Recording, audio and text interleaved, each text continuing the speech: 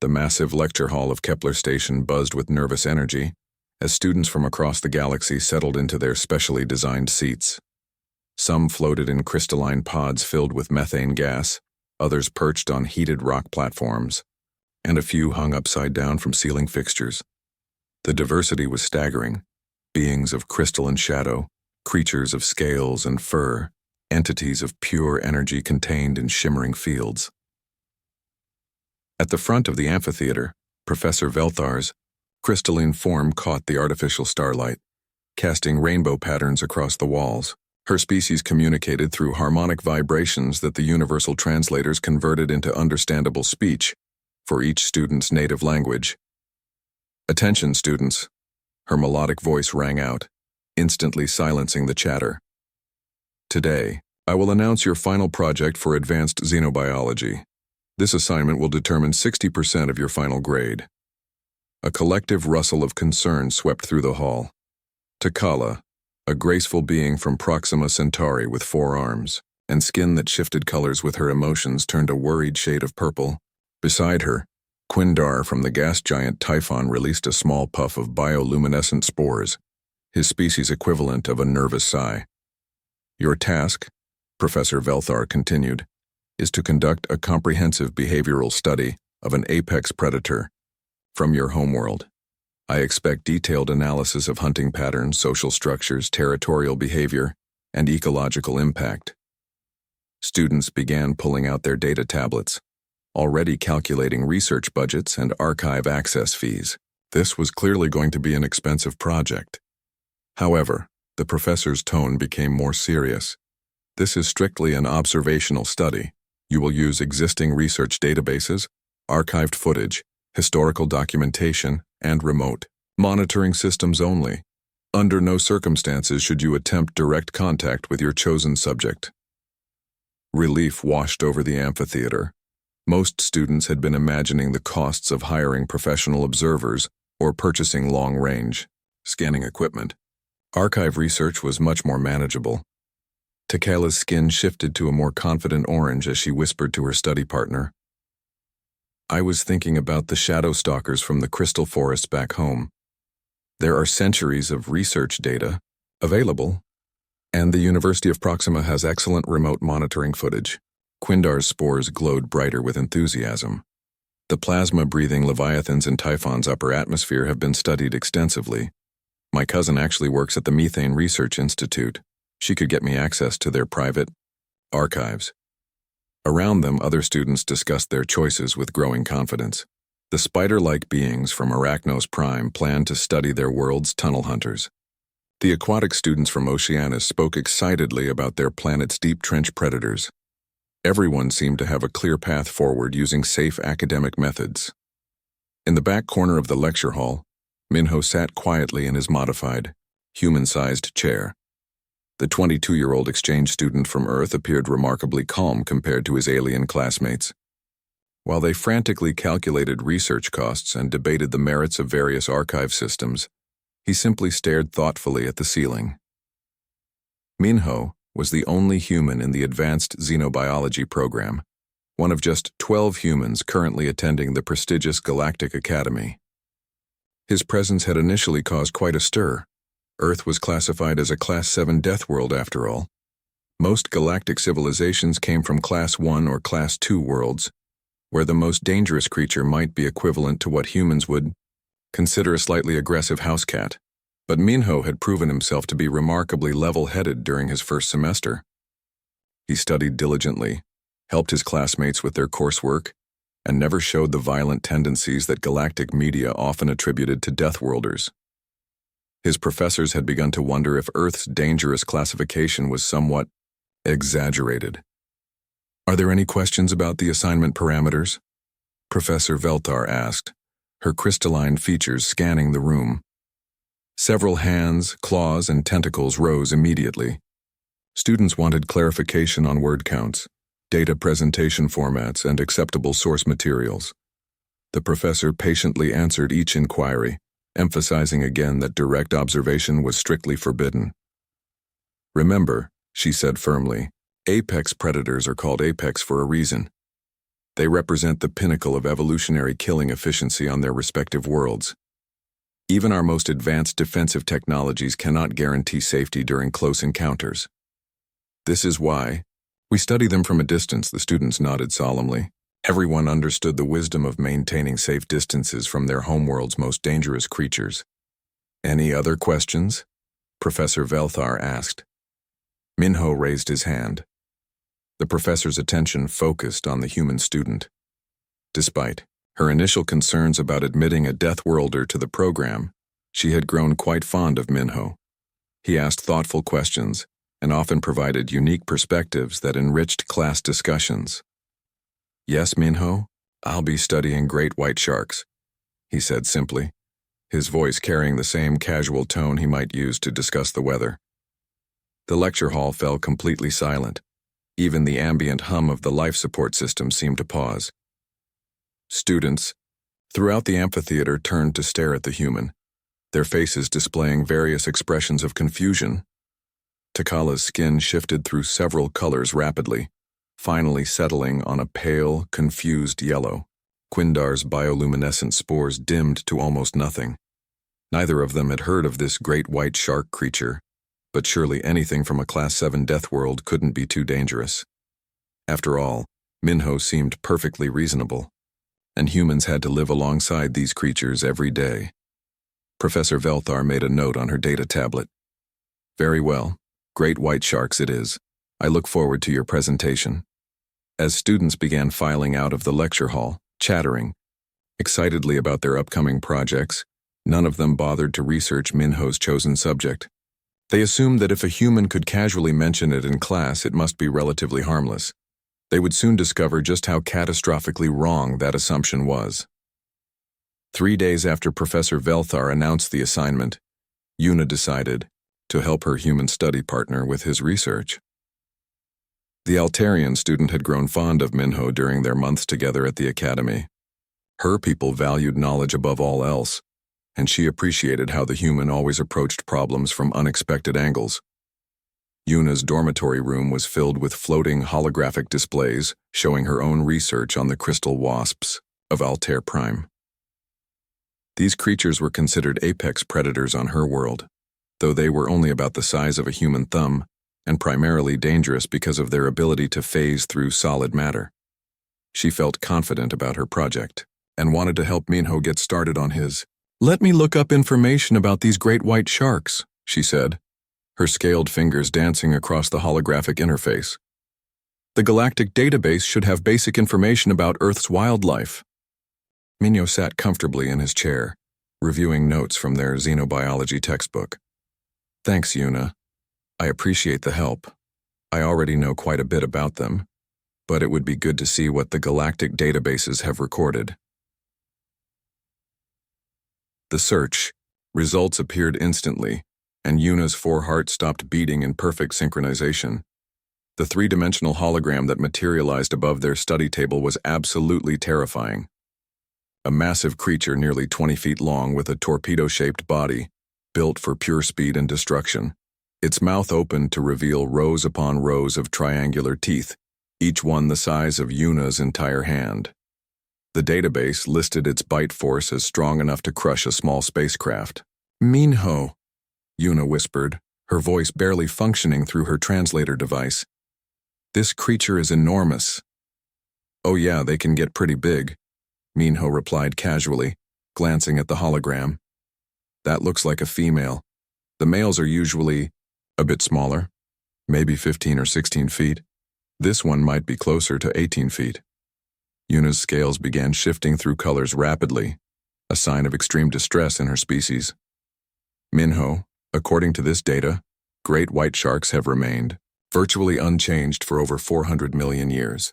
The database calls them perfect killing machines and evolutionary apex predators with no natural enemies. That sounds about right, Minho nodded, making notes in his tablet. They're really well adapted to their environment. Very efficient hunters. The Altarian student stared at her human friend in complete bewilderment. How could he speak so calmly about a creature that the Galactic database classified as a Class 9 extreme threat?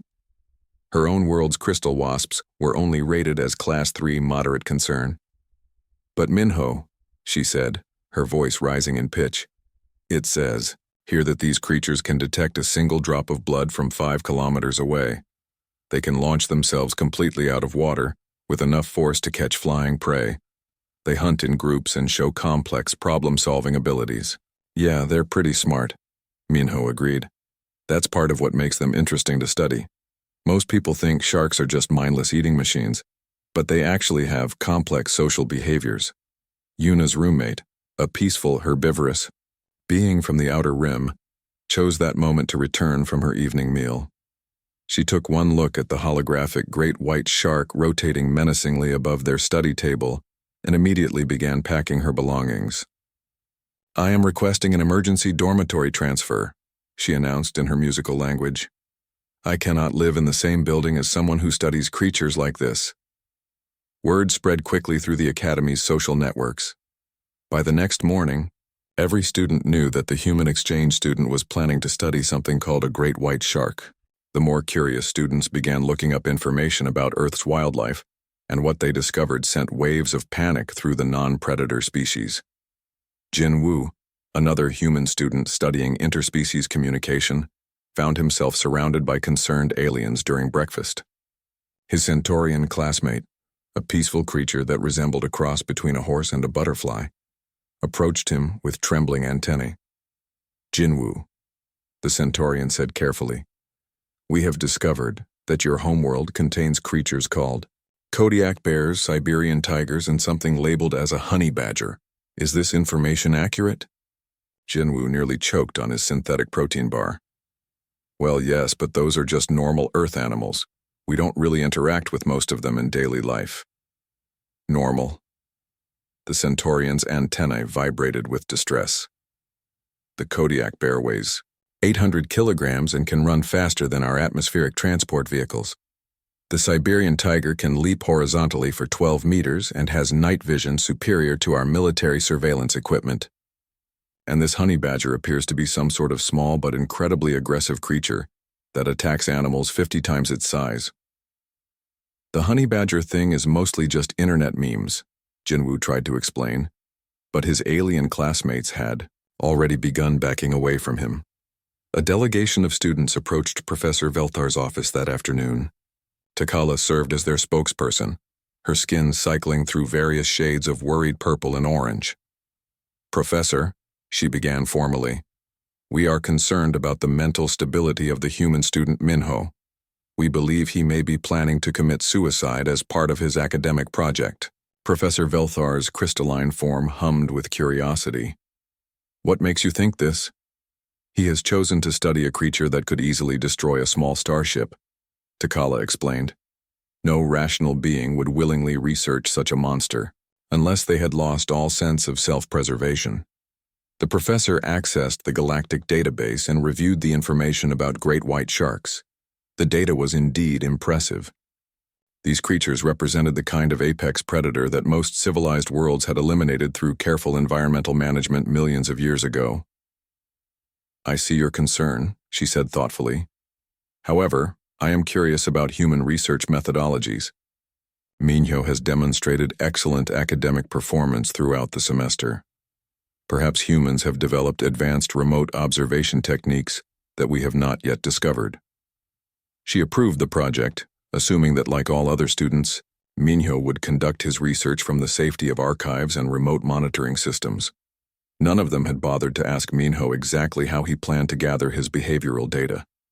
If they had, they might have learned that he had already booked passage to Earth and arranged to join a marine biology team, conducting field research off the coast of Australia.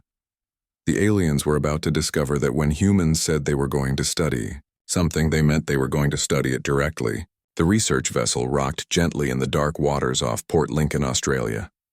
Morning mist hung low over the ocean surface, and the smell of salt spray filled the air. Minho stood on the deck wearing a thick black wetsuit, adjusting the straps on his diving mask while 3 marine biologists prepared the shark cage. Water temperature is 14 degrees Celsius today, Dr. Sarah Mitchell, the team leader, called out. Visibility is about 8 meters, perfect conditions for shark activity.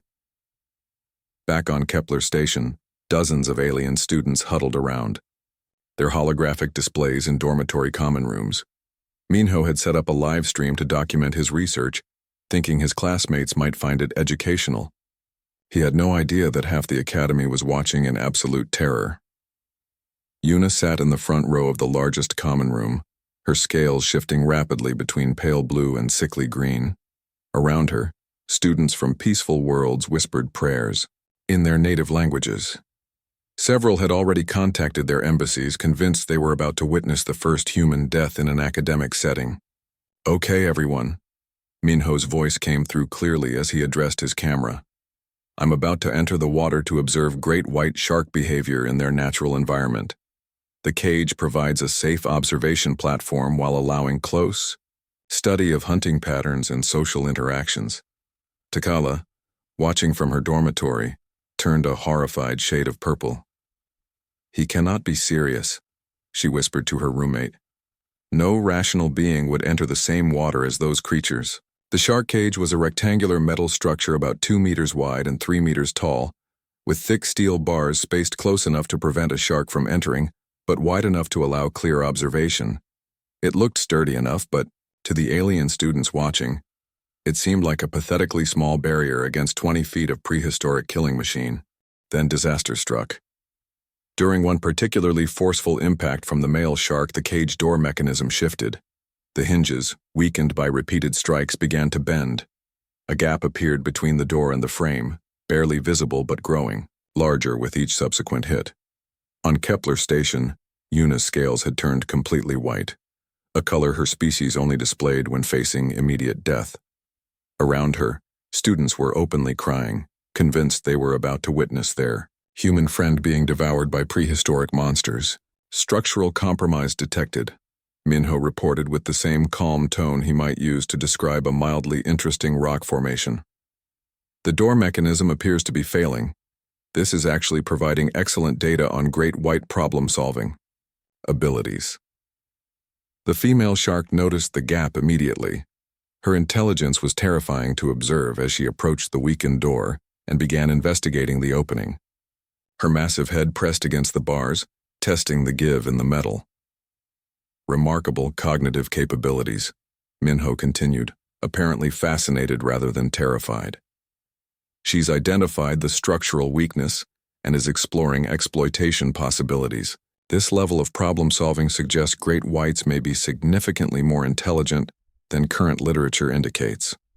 The male joined her at the door, and together they began working the gap wider. Their combined weight against the compromised hinges was creating an opening large enough for a human to slip through. In the Academy's Emergency Command Center, administrators were frantically trying to contact Earth's government.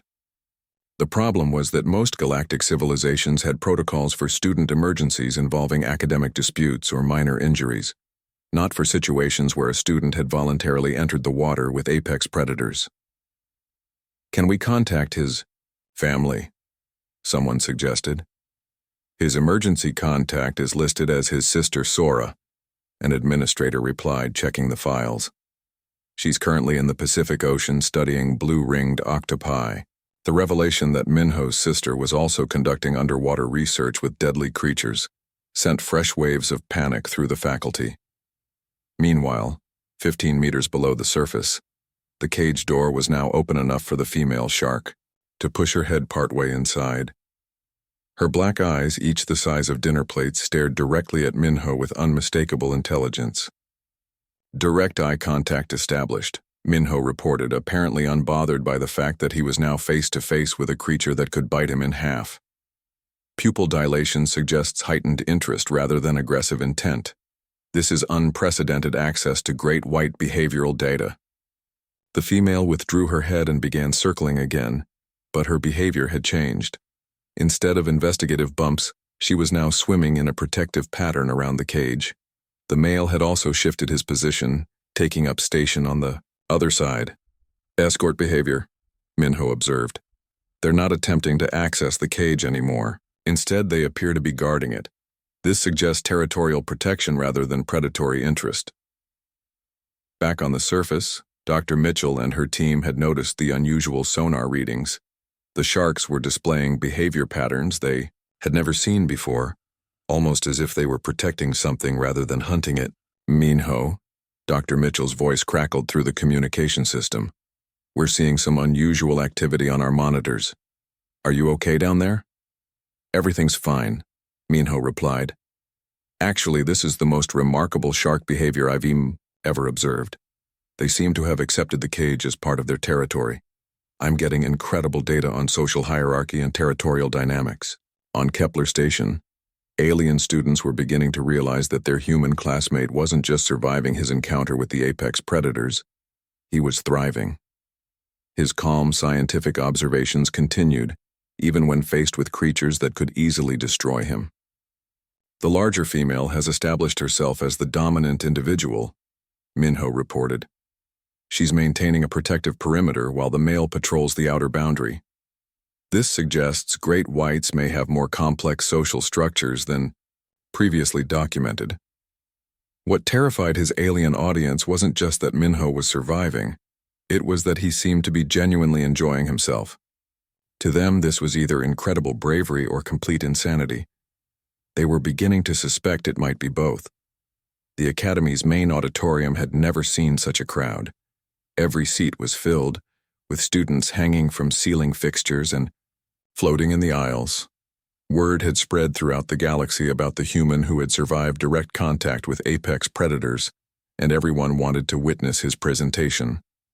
Minho walked onto the stage carrying his data tablet and presentation materials, completely unaware that half his audience was there out of morbid curiosity rather than academic interest. He appeared remarkably calm for someone who had spent the previous month swimming with creatures that could bite starships in half.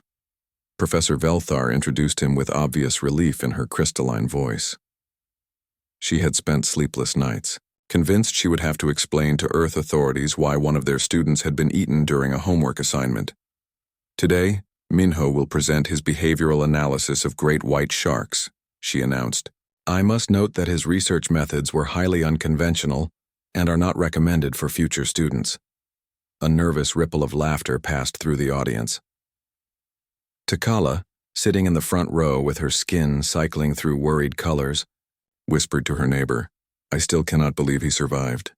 Minho activated his presentation and the first holographic image appeared above the stage. It was the massive female shark he had encountered, her 18-foot form rotating slowly in perfect detail. Several students in the back rows immediately fainted. Great white sharks represent one of Earth's most successful evolutionary designs, Minho began, his voice carrying the same casual tone he had used while face-to-face with the creatures. Through direct behavioral observation, I have documented several previously unknown social patterns. Yuna's scales had turned pale green again.